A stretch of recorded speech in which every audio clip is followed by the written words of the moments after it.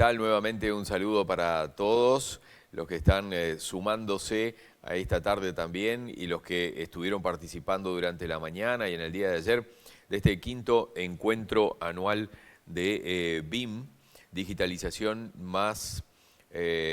digitalización de la construcción. No solamente BIM, sino todas las áreas que está involucrando por lo que hemos visto en las conferencias hasta el momento. Les cuento que nos encontramos en Cowork Latam, en Montevideo, Uruguay, donde hay una serie de beneficios para todos ustedes que están participando, pero se los vamos a decir más adelante. Ahora queremos recordar también a todos nuestros sponsors, Sonda Autodesk, Graphisoft, Archicad, Estudio S, CSI Ingenieros, Cadit, AK Software, KPN Trimble, Scanning, Ingener, Espacio A&C, Stiller, Ciemsa y a las empresas que también acompañan a los expositores, como por ejemplo BIM 6D, Known UrbanNet, 360 Smart Minds, Coninsa, PropTech, Building Smart Spain, René Lagos Engineers, Edilicia, Lean Construction Institute Argentina, Buró Japol, MSI Studio.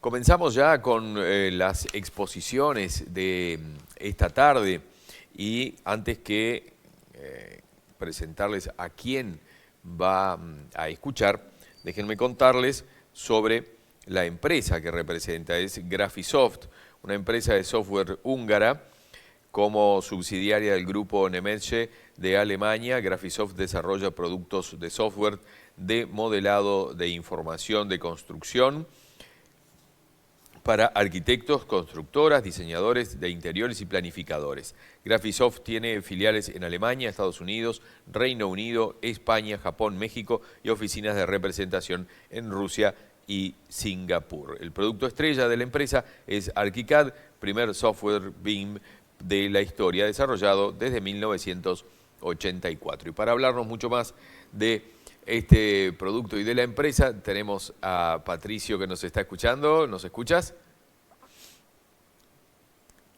Patricio Zapata, que lo tenemos Ahí sí, allí. estaba abriendo el micrófono. Ahora sí.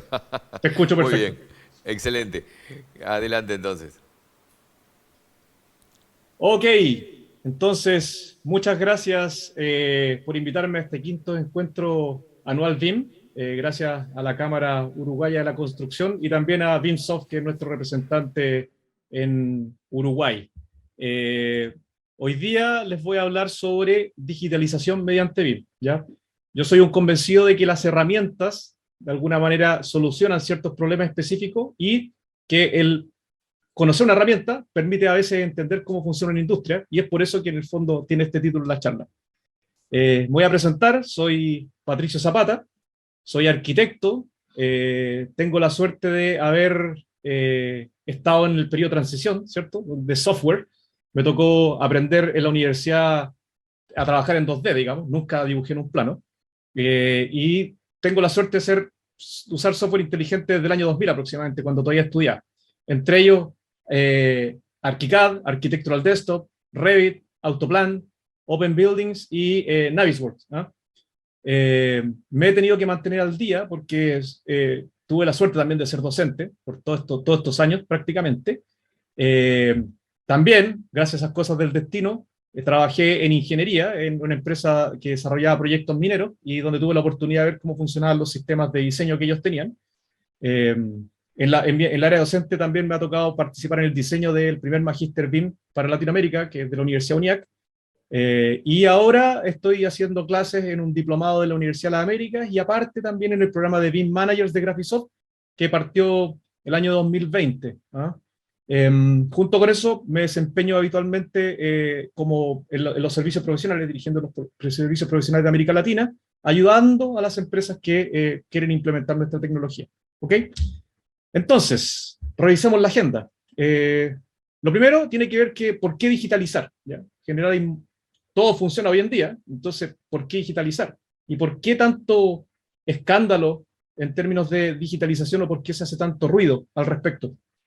Después de eso, veremos las consideraciones cuando se trata de digitalización, Y finalmente les espero transmitirle algunas ideas, algunos conceptos, algunas cosas que hemos aprendido trabajando en servicios profesionales con distintas empresas, y ahí básicamente les voy a contar un poco el método que nosotros tenemos. Lo primero, ¿por qué digitalizar? Seguramente ya han estado en un montón de charlas donde se ha hablado de los beneficios de BIM, por lo tanto, no voy a entrar en detalles en relación a por qué es necesario pasarse a BIM. Solamente diré que en realidad la tecnología ha evolucionado de los sistemas CAD al día de hoy, y que el que no se sube al carro de BIM va a morir en el intento. Eso es lo único que tendré que decir al respecto, y seguramente ya vieron la curva de McLeamy 20 veces en este evento, entonces yo creo que están convencidos de eso, ¿ya? Básicamente lo que me interesa plantear tiene que ver con por qué hoy día hablamos tanto de digitalización, siendo que hace muchísimos años, cuando los sistemas CAD empezaron a hacerse populares, ¿cierto? Estamos hablando de los 80 seguramente, recordemos que ArchiCAD el 82 más o menos surgió, el 84 surgió ArchiCAD, pero en todo ese periodo hubieron muchas soluciones CAD. De hecho, como les comentaba, yo lo primero que utilicé en la universidad para dibujar, ¿cierto? Fue un software CAD, ¿ya? Y en esa época nunca hubieron charlas de digitalización, nunca se habló del problema, nunca se trató de explicar por qué era necesario ni nada por el estilo. Entonces uno dice, ¿de dónde viene eso? Y claro, si miramos bien, la transición de dibujo al tablero CAD no tiene ninguna diferencia con las prácticas que se venían haciendo en aquel momento. Fundamentalmente se usaban herramientas más eficientes para hacer lo mismo. Era ese el concepto. ¿Cuál era el problema en aquella época? Y esto me tocó conversarlo con gente que estuvo en esos procesos de modernización, digamos. El problema fundamental era que había gente de cierta edad, digamos, que no sabían si iba a ser capaz de manejar un mouse, porque en realidad nunca antes habían manejado un computador, nunca habían visto una pantalla, etcétera, etcétera. Entonces, ese era el problema. Porque al final, yo compraba un computador, ¿cierto? Compraba un software de representación 2D, ¿cierto? Compraba un plotter y estaba implementado. Era así de sencillo. De ahí, probablemente la gente un poco más pulcra se preocupaba de que existieran archivos CTV con los colores, que hubieran los text style, los dim style, que el title block, la viñeta estuviera coordinada, pero al final del día era un flujo de trabajo que tenía que ver con lo que ya se venía haciendo, no había ningún cambio. Al final, yo simplemente estoy produciendo papel. O sea, seguramente ahí hay una diferencia entre imprimir en un bond de 80 gramos, en papel vegetal, o tal vez otra cosa, pero era papel. Y eventualmente alguien dirá, pero habían archivos. Sí, Paperspace, ModelSpace, Paperspace, digital, y podía digitar y medir, qué sé yo, algunas mejoras, obviamente. Tampoco todo es malo, pero al final del día era papel. No hay mucha diferencia. Y de hecho, no resultaba ser un cambio tan significativo en el día a día. Cada uno producía su porción de diseño usando la referencia del anterior, ¿cierto? Y una vez que se ejecutaba un dibujo, el proyecto estaba listo. O sea, el sustrato y el proyecto eran prácticamente lo mismo. ¿Ya? De hecho, recordemos que hasta el día de hoy hay gente que mide el avance de los proyectos por lámina. Y obviamente el contratista principal, ¿cierto? Digamos el arquitecto, el ingeniero en algunos casos, el constructor en otros, era el que sufría cuando había que hacer calzar toda esta información. Mentalmente tenía que armar el mapa mental y construir tridimensionalmente los objetos y encontrar errores, ¿cierto? Errores que se pagaban caros porque habitualmente eran durante el mismo proceso de construcción, donde se hacía un prototipo a escala real, 1 a 1, ¿cierto? Lo cual era un dolor de cabeza, pero al final el mandante pagaba, así que a nadie le importaba cambiar. De hecho, aún hoy día seguimos en esa lógica. El tema es que la industria de la construcción no funciona sola. Trabajamos con mucha gente que tiene conocimientos súper específicos y requerimos interactuar con ellos, ¿ya? La industria AEC es una industria integrada que tiene que conversar entre distintos actores. Necesitamos colaborar. Y esa colaboración yo la describo como un baile. Uno no puede bailar solo. Obviamente, sí, uno puede abusar del éxtasis y bailar solo, ¿cierto? Y con cierto tipo de música. Pero la verdad es que es un baile, se necesita interacción entre personas, se necesita que otra persona genere un modelo, que yo intercambie esos modelos, o si no, lo estoy haciendo bien, y tengo que traspasar información basado en lo que el otro necesita, no lo que me sale, porque cuando estamos en un entorno 2D, lo que le salía al arquitecto o al ingeniero era lo que le entregaba el resto del especialista, y el resto del especialista tenían que entender la lógica, la nomenclatura que utilizaban los grosores de línea, la representación, todo propenso al error. Esto es un baile, necesitamos colaborar, y la gracia es que hoy tenemos herramientas para hacerlo, ¿ya? Existe el formato IFC, ¿cierto? Un formato de intercambio universal que me permite intercambiar el edificio con todos los datos que yo decía poner en él. Existe el formato BCF que me permite intercambiar observaciones y comentarios entre las distintas partes, ¿cierto? Y no necesariamente dependiente de un mismo software. Puedo trabajar en el software que se me dé la gana y mandar observaciones en formato BCF. Y tengo los subproductos estándar. Los planos, ¿cierto? Que pueden salir en PDF, en DWF, en DWFX, JPG, lo que se me dé la gana. O en DWG incluso, ¿cierto? Para si alguien quiere hacer algún tipo de edición. Y también puedo sacar datos. Entonces, las herramientas están. El tema sigue siendo, o empieza a ser, de que, como es un baile, alguien tiene que entrar en un momento específico, con un movimiento específico, y si no entra así, no hay coordinación, entonces tenemos que volver al 2D. Entonces, esto es dependiente de que otras personas hagan también su parte. No soy un ente aislado. De hecho, yo siempre digo que el 2001 yo usaba ArchiCAD y trabajábamos con edificios modelados completamente, pero en realidad no hacíamos bien, teníamos que salir de WG. Y eso era bastante frustrante. Otra consideración es que BIM abarca todo el ciclo de vida del edificio. En ese sentido, no solamente lo voy a usar para la parte de construcción, sino que la voy a usar desde la programación hasta el diseño detallado, el análisis, la documentación, fabricación, todo el ciclo de vida. Eso también hace una gran diferencia, porque habitualmente el plano moría tal vez en la oficina de operaciones de quien administraba el edificio, en un herrumbe, ¿cierto?, de plano. No había mucha utilización de la información más allá. Después se convivía con el gemelo de verdad, no el gemelo digital. Y obviamente, gracias a Dios, tenemos la norma ISO, ¿cierto?, que se centra en cómo la información fluye, porque al final del día lo que estamos haciendo es desarrollar información. ¿Quiénes son los responsables de este flujo de información?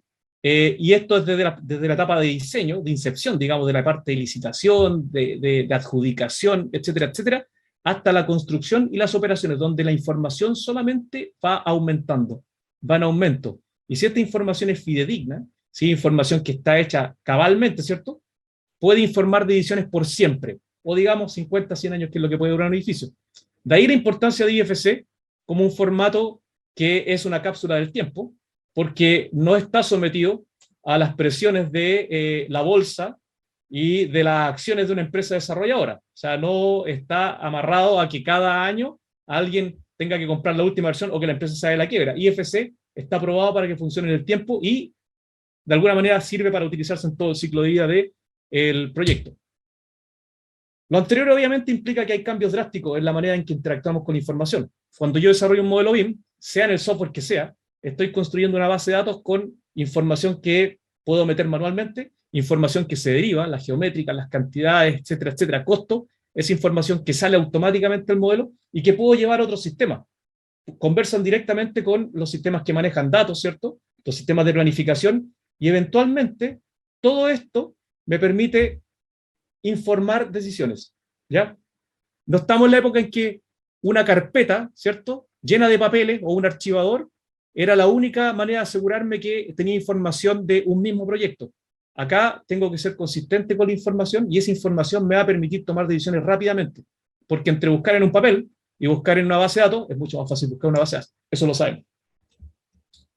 ¿Qué cosas tengo que considerar entonces cuando estoy pensando en una digitalización o implementación? En realidad, inicialmente pensé en poner implementación, pero implementación es muy puntual, ¿ya? Entonces, esto va en el entorno de la digitalización de la industria de la construcción. ¿Qué consideraciones hay que tener? Y esto está sacado de una parte de una guía del UK Framework que habla sobre la norma ISO 19650. Y lo que dice es súper interesante, porque dice que tanto en el negocio como en el ámbito proyecto, los resultados están determinados por las decisiones, y las decisiones se basan en información. Y la información son datos estructurados, ¿ya? BIM es dependiente de la entrada y de la salida de información de cada disciplina. Si una disciplina no entiende que es servida y que también es servidor, tenemos problemas. Se rompe el vínculo y no le voy a sacar el provecho a todo este esfuerzo que he hecho en construir virtualmente un edificio. Debemos tener claridad en relación a quién necesita información, qué información es la que necesita, cuándo en el desarrollo del proyecto se necesita esa información. No es útil que yo entregue detalles constructivos en esas etapas tempranas de diseño, porque en realidad hay otras decisiones que tomar en aquel momento. ¿Dónde generaremos el modelo y por qué estamos generando esa información? O sea, el uso. ¿Para qué vamos a usar el modelo? ¿Ya? El peor escenario para mí es que alguien me diga, quiero implementar BIM en 6D. ¿Qué plazo? 3 meses. Es imposible, a no ser de que tenga todo un background hacia atrás ya implementado. Pero en general es un proceso que tiene que ver con para qué quiero la información y básicamente tener claridad con respecto a qué datos voy a necesitar en qué momento específico, ¿ya? Y eso implica una modificación de la manera en que hemos hecho las cosas y también una declaración un poquito más explícita de procedimiento. Esto implica que hay que tener en consideración no solamente el comprar un computador, comprar el software y un plotter. Es un poco más complejo. Tenemos que tener claro de que hay flujos y procesos, ¿cierto? Hay flujos de trabajo, hay una manera específica de intercambiar datos, hay maneras de contratar, hay maneras de pedir, ¿cierto? Y ciertos procesos de producción. O sea, el modelo se tiene que desarrollar de una manera específica para que les sea útil a las distintas partes. Tienen que haber guías y normas. No me sirve de nada generar información que no tiene una nomenclatura que después no me va a permitir ubicar lo que estoy generando. Tiene que haber estructura de carpeta, planes de trabajo, manual interno, etcétera, etcétera. Aparte, la tecnología. O sea, BIM existe porque existe una tecnología que de alguna manera la habilita, ¿ya? Y la tecnología se requieren equipos, se requieren sistemas para almacenar información, se requiere una manera de organizar información. Ahí IFC obviamente nos ayuda harto porque es información estructurada de una manera bastante estándar. Y la mejor parte es que se requiere personas. Las personas bien guiadas pueden hacer maravillas, las personas mal guiadas pueden arruinar cualquier cosa. Entonces, si bien está el último, en realidad hay unas cosas más importantes, porque en el fondo tengo que tener personas que están educadas para operar de esta manera, que entienden que el trabajo que desarrollan es importante porque sirve a otros. Eso implica nuevas responsabilidades y también que tienen que ser entrenados. O sea, no es tan sencillo como hacer line, offset y trim y listo, estoy trabajando digital, ¿ya? Y eso habla de un proceso de cambio que es complejo, ¿ya? Si no tengo una visión, si no tengo capacitación, si no hay incentivos ni recursos, asumamos un plan de acción, no hay cambio, ¿ya? Cuando se dan todas estas condiciones, voy a tener cambio. Pero si, por ejemplo, no tengo visión, hay desorden. Si no tengo capacitación, hay ansiedad. Si no tengo incentivos, hay resistencia, porque obviamente nadie se mueve si es que no hay algún tipo de beneficio después de eso. Si no hay recursos, si por ejemplo el computador que estoy usando o que tenía en mi sistema anterior, le instalo un software que demanda tarjetas especializadas, hardware, voy a estar frustrado porque en abrir un modelo voy a demorarme varias horas, ¿ya? Y por otro lado, si es que no hay un plan de acción, hay inicios falsos. O sea, esto no va a funcionar. Entonces, no es un tema sencillo. Poner de acuerdo a la gente no es sencillo, y de hecho, ahí políticamente hablando, es por eso que tenemos todos los problemas que hoy día tenemos. Poner a la gente de acuerdo es realmente un arte, ¿ya? Y cuando cualquiera de estas cosas falla, decimos revolución, hay revolución, la revolución se asienta y volvemos al status quo. Y los mismos que antes decían cambio, ahora están donde mismo, cómodos, ¿eh? Entonces, es un cambio permanente y hay que entenderlo así. Acá, lo que estamos viendo son los 8 pasos del cambio de John Kotter, que lo pueden buscar en internet y creo que es súper interesante que todos los que están en esto un poco nos alejemos del ámbito de la construcción y veamos que el cambio es una norma para estos días. John Kotter no estaba hablando de digitalización, estaba hablando de cambio en general. Dice que hay que cumplir todos estos procesos para que esto ocurra. Hay que cumplir con estas etapas. Si no, estamos en problemas. Lo primero es que hay que sentir un sentido de premura. ¿Por qué queremos cambiar? Si queremos cambiar es porque perdimos un proyecto, porque nos estamos demorando mucho, porque el gobierno está haciendo, como por ejemplo en Chile, el gobierno está pidiendo que todo sea BIM. Si no hay ese sentido de urgencia, nadie va a cambiar porque están todos cómodos.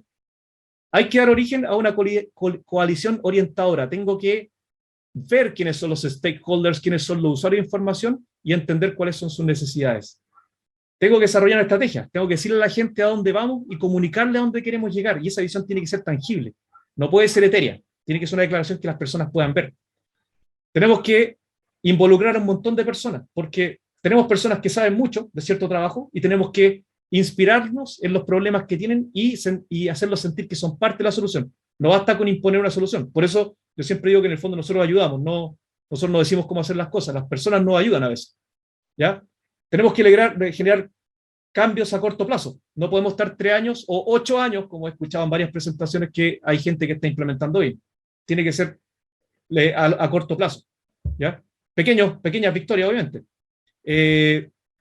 Tenemos que consolidar las ganancias y generar más. Tenemos que generar el hambre de la mejora continua. Y luego tenemos que arraigar los cambios culturalmente. O si no, lo que pasa es que se va el que sabía, que acá en Chile le dicen el cabro BIM o el muchacho BIM, y se acaba la implementación. Tiene que ser algo continuo. ¿Cuál es la metodología que nosotros hemos, de alguna manera, hemos aprendido? Porque obviamente teníamos teorías y las hemos comprobado y hay cosas que han funcionado, otras cosas que no. Básicamente la metodología que Graphisoft propone es que hay un proceso de iniciación, ¿cierto?, donde se colecta información con respecto a los problemas que tienen las empresas, hay un proceso de planificación, de evaluación, luego movilización de recursos, transición y éxito. Eso funciona en países más civilizados. En América Latina lo hemos tenido que, de alguna manera, tropicalizar. Observamos, vemos que hay, sabemos quiénes están jugando, hablamos con los stakeholders, de alguna manera nos orientamos, entendemos cómo hacen, cómo funcionan, analizamos la infraestructura, de cómo operan, generamos diagramas de flujo que tenemos que corroborar, después priorizamos cuáles son los cambios que queremos, en los cuales queremos enfocarnos, después desarrollamos soluciones, validamos esas soluciones, entrenamos a la gente para que se aplique y los acompañamos en ese proceso. Y luego, si hay mejoras que hacer, las incorporamos. Y obviamente eso influye que en algún momento nos vamos a empalmar con otros procesos que echamos a correr. Esto tiene que ver con un proceso de mejora continua, ¿ya? Donde tenemos un listado de requerimientos de los usuarios, los problemas que tienen, tenemos una planificación, ¿cierto? Planificamos hasta dónde queremos llegar y cómo queremos llegar por etapas, priorizamos qué es lo más urgente, recordemos que el 20% de las características de un producto equivalen al 80% del valor percibido, así que nos centramos en las cosas más importantes, y vamos generando estas soluciones, que es productos funcionales.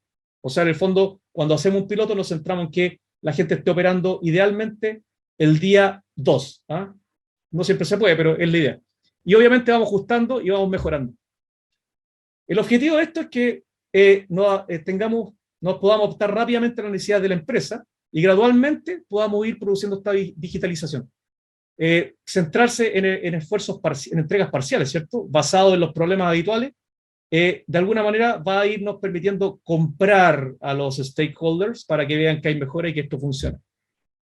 ¿Ya? Y volviendo a lo expuesto anteriormente, si bien los pasos del cambio son representados como un proceso lineal, no necesariamente lo son. De hecho, la idea es que se completen todos los pasos, pero no tienen por qué ser lineales. Cuando detectamos los problemas y el sentido de urgencia, estamos cubriendo el primer aspecto. Cuando detectamos los dueños de los procesos y creamos el equipo guía, estamos cumpliendo con la segunda etapa. El análisis y orientación mencionada anteriormente nos permite establecer una visión. Y aparte, cuando el stakeholder está convencido de esto, va a ser el que va a producir el cambio. Obviamente, si es una empresa grande, hay que comunicacionalmente manejarlo de otra manera y puede ser un poco más sofisticado. Pero si un stakeholder está convencido, esto funciona. Las entregas operativas y la retroalimentación va a generar estos logros a corto plazo y le vamos a dar a las personas que participaron del proceso una pertenencia de los cambios. No va a ser algo impuesto. Entonces, toda esta parte de la introducción de nuevas prácticas va a ser eficiente, no va a quedar en el papel. Y finalmente, los nuevos enfoques debiéramos focalizarnos en producir la documentación de todos estos procesos y mantenerlos vivos en lo que mejor ha funcionado, una knowledge base, una base de conocimientos que no se traduzca en un documento Word que está guardado en el computador de alguien y que nadie sabe que existe, sino que es algo vivo que de alguna manera va orientando a las personas nuevas que van apareciendo dentro de la empresa. Eso es lo que quería contar, espero que les sirva y muchas gracias. Muchísimas gracias, Patricio.